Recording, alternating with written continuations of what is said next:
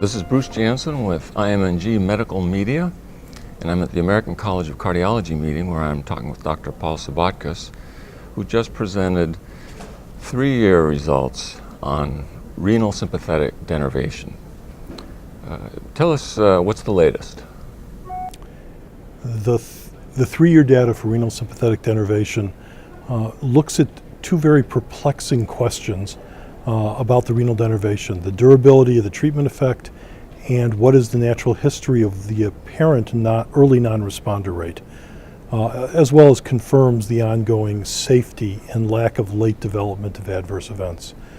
So the first major observation is that there was no diminution of the significant reduction of blood pressure that was seen in the Hypertension 1 or Hypertension 2 trial over the course of 3 years. The second observation is that patients who showed no clinical response early on to a person developed a significant clinical response later on, really suggesting that blood pressure isn't sufficient to identify the success of the procedure, and there are early and late responders to renal denervation. Where does it stand in the development process? In the United States, it's undergoing a regulatory trial creatively called the Hypertension 3 trial. This is a 90-center trial that stands to look at a prospective, randomized, blinded, sham-controlled study of renal denervation in patients whose blood pressure remains 160 or greater despite compliance on 3 medications, including a diuretic.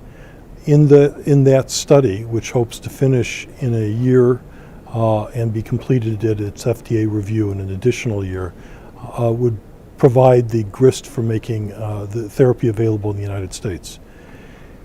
In Europe, Asia, and the rest of the world, there are a number of countries for which this is already commercially available. And the number of clinical trials that are underway by very sophisticated clinical investigators, by private groups, by public groups, is really enormous and limited by their imaginations and activities. What's the worldwide patient experience so far? To my understanding, as many as 4,000 patients may have been treated.